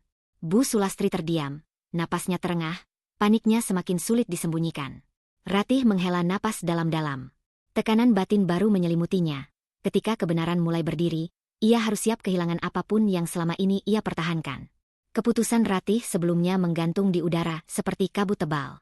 Ballroom hotel belum sepenuhnya kosong, tetapi tidak lagi utuh sebagai pesta. Para tamu berdiri berkelompok kecil, berbicara pelan, sebagian menunggu, sebagian bersiap pergi. Di tengah ruang itu, Ratih merasakan tekanan batin yang berubah menjadi sesuatu yang lebih tajam. Kebutuhan untuk menyelesaikan satu hal yang selama ini ia tunda, bukan soal racun, bukan soal hotel, melainkan pernikahannya sendiri. Arman berdiri beberapa langkah darinya. Wajahnya pucat, rahangnya tegang. Ia tampak seperti orang yang baru saja menyadari tanah yang dipijaknya retak, tapi masih berharap bisa melompat kembali ke sisi aman. Bu Sulastri berada sedikit di belakangnya, diam, namun tatapannya tak pernah lepas dari Ratih, tajam, penuh penilaian, seolah menunggu celah. Ratih melangkah maju. Setiap langkah terasa berat, bukan karena takut, melainkan karena ia tahu apa yang akan ia lakukan setelah ini akan mengubah segalanya. Ia tidak lagi berbicara kepada tamu, tidak pula kepada ibunya Arman. Ia berhenti tepat di depan suaminya. Arman, ucap Ratih, suaranya tidak keras, tapi cukup jelas untuk terdengar di ruang yang masih dipenuhi orang. Aku ingin bertanya. Di sini. Sekarang. Arman menelan ludah. Ratih, ini tidak. Bukan tentang waktu, potong Ratih. Ia mengangkat wajahnya, menatap Arman lurus-lurus. Ini tentang kita. Beberapa tamu terdiam, menyadari bahwa yang akan terjadi bukan lagi sekadar konflik keluarga, melainkan sesuatu yang lebih pribadi dan lebih menyakitkan. Selama ini, lanjut Ratih, setiap kali aku merasa disakiti, kamu bilang aku berlebihan. Setiap kali aku meminta didukung, kamu bilang aku harus mengerti ibumu. Aku ingin tahu, dalam pernikahan ini, posisiku sebenarnya apa? Arman membuka mulut, lalu menutupnya kembali. Ia mencari kata, mencari alasan, seperti yang selalu ia lakukan. Aku hanya ingin semuanya damai, katanya akhirnya. Aku tidak ingin konflik. Ratih tersenyum tipis, senyum yang tidak mengandung kehangatan. Damai versi siapa, men? Pertanyaan itu menggantung. Arman tidak langsung menjawab. Untuk pertama kalinya, ia tidak punya kalimat siap pakai. Ratih melanjutkan, nadanya tetap terkendali. Ketika aku sakit dan dokter mengatakan ada zat berbahaya di tubuhku, kamu membela ibumu. Ketika hotel yang aku bangun diperlakukan seperti milik orang lain, kamu diam. Hari ini, di depan semua orang, fakta sudah ada. Aku tidak berteriak. Aku tidak menuduh. Tapi kamu masih berdiri di tengah. Arman menggeleng, suaranya mulai bergetar. Aku tidak percaya ibu bisa melakukan hal sejauh itu. Ratih merasakan sesuatu retak di dadanya. Bukan karena kalimat itu mengejutkan, melainkan karena ia sudah lama menduganya. Jadi ini soal percaya, katanya pelan. Kamu memilih mempercayai siapa? Arman terdiam. Tatapannya beralih ke Bu Sulastri sejenak, lalu kembali ke Ratih. Gerakan kecil itu cukup. Ratih tidak membutuhkan jawaban verbal. Untuk sesaat, Ratih ingin mundur. Hatinya hancur perlahan, seperti kaca yang retaknya tak terlihat tapi menyebar ke seluruh permukaan. Namun di tengah kehancuran itu, ada sesuatu yang berdiri tegak, harga dirinya, yang selama ini ia tekuk demi peran sebagai istri baik-baik. Pernikahan, kata Ratih, suaranya kini sedikit lebih dalam. Seharusnya tempat pulang. Tempat di mana aku aman, bukan dicurigai. Didukung, bukan disuruh mengalah terus-menerus. Bu Sulastri melangkah maju. Kamu egois, katanya tajam. Semua ini hanya karena kamu ingin menguasai. Ratih menoleh sebentar ke arah ibu mertuanya, lalu kembali ke Arman. Ini bukan tentang beliau, katanya. Ini tentang kamu dan aku. Arman mengangkat wajahnya. Matanya berkaca-kaca. Aku tidak tahu harus bagaimana, katanya jujur, hampir seperti pengakuan. Aku terjebak. Ratih mengangguk pelan. Aku tahu, jawabnya. Dan itulah masalahnya. Kalimat itu jatuh berat. Beberapa tamu menunduk, menyadari mereka menjadi saksi sesuatu yang terlalu pribadi untuk diinterupsi. Doni berdiri di kejauhan, ekspresinya netral, tapi matanya mengikuti setiap perubahan sikap Ratih. Ia melihat perempuan yang selama ini ia kenal sebagai pemimpin kini berdiri sebagai individu yang memilih dirinya sendiri. Ratih menarik napas dalam-dalam. "Aku tidak meminta kamu memilih hari ini," katanya pada Arman.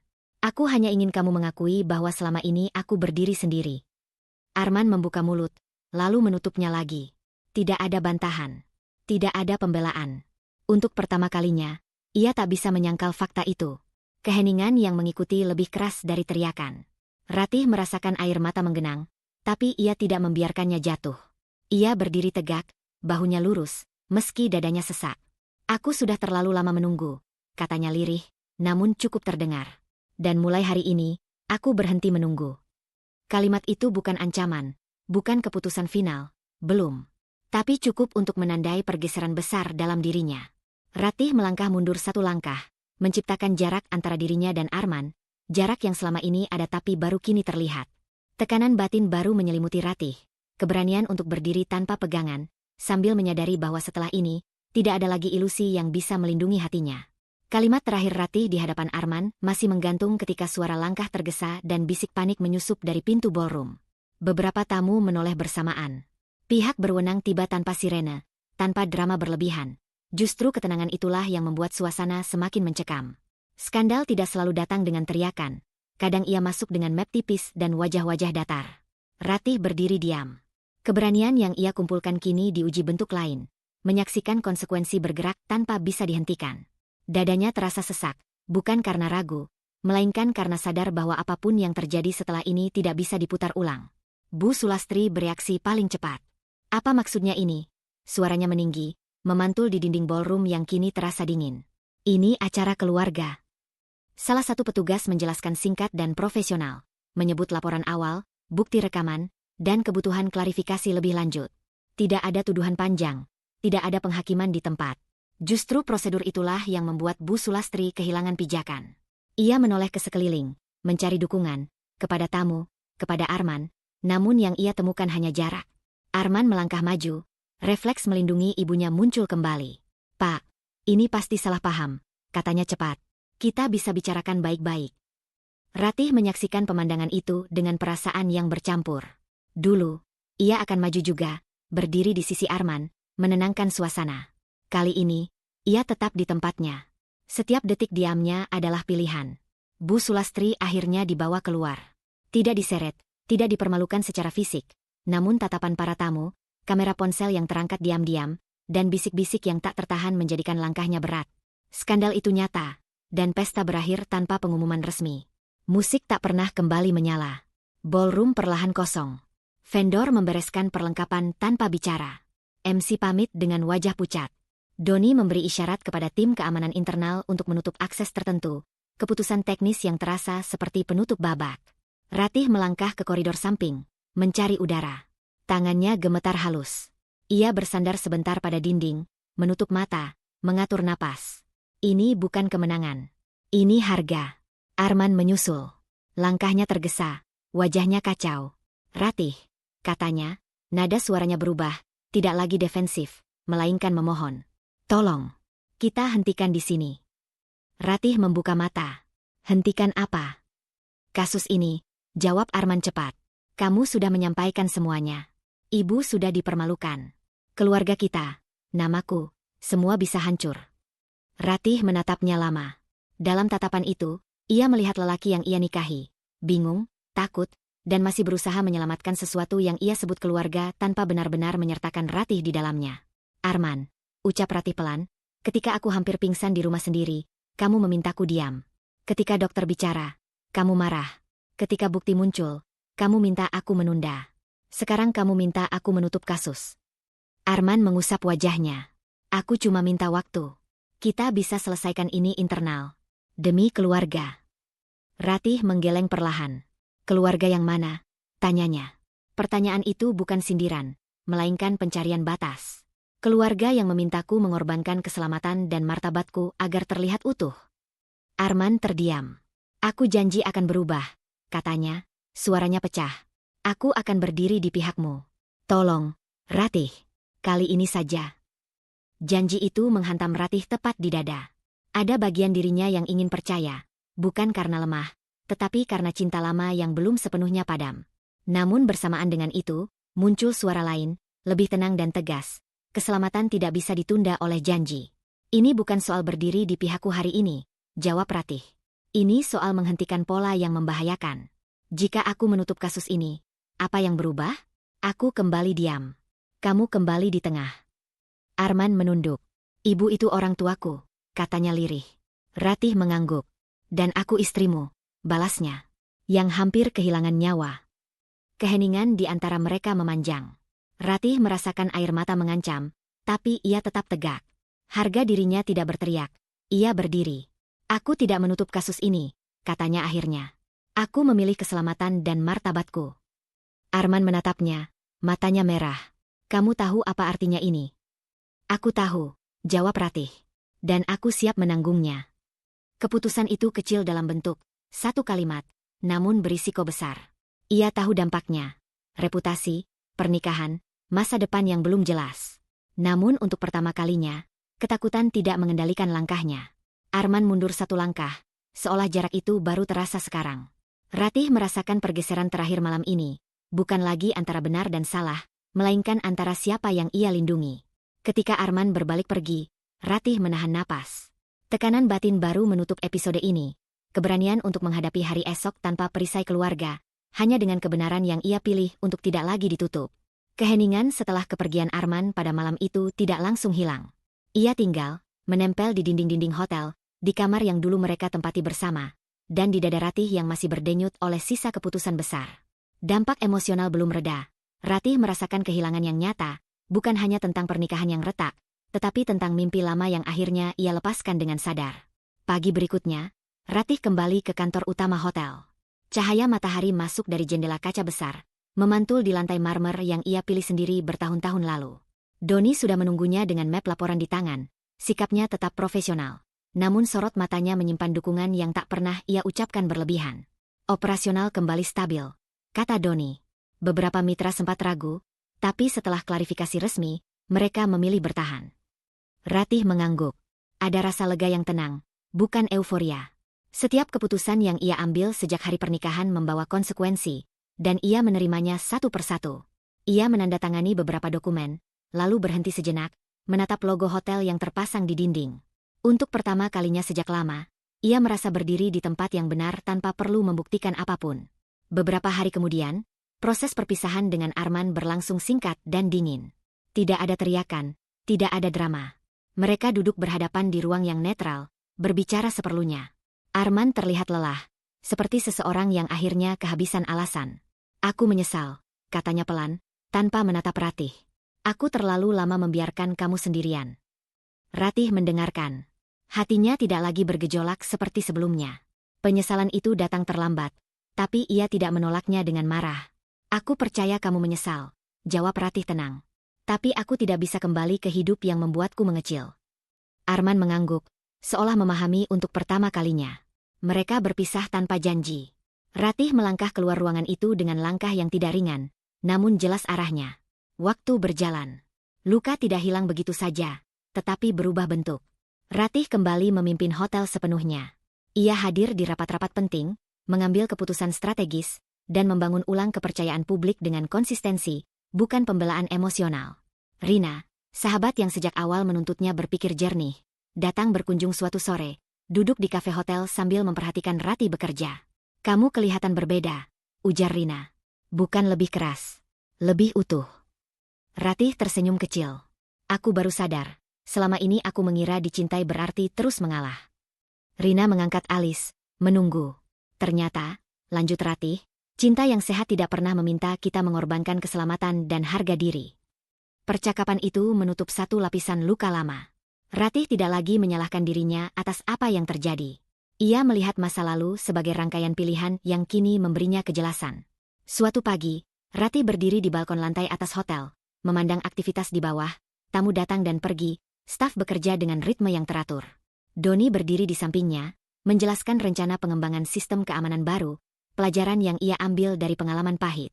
Kita pastikan kejadian seperti itu tidak terulang, kata Doni. Ratih mengangguk. Bukan hanya untuk hotel, jawabnya. Untuk diriku juga. Kalimat itu bukan keluhan, melainkan komitmen. Ratih tahu, hidup barunya tidak bebas risiko. Ia masih menghadapi proses hukum yang berjalan, opini publik yang bisa berubah, dan malam-malam sunyi ketika ingatan datang tanpa diundang. Namun perbedaannya kini jelas. Ia tidak lagi mengorbankan dirinya demi mempertahankan sesuatu yang rapuh. Di akhir hari, Ratih kembali ke ruang kerjanya, menutup laptop, dan menatap pantulan dirinya di kaca jendela. Wajah itu tidak sempurna, tidak sepenuhnya sembuh, tetapi berdiri tegak.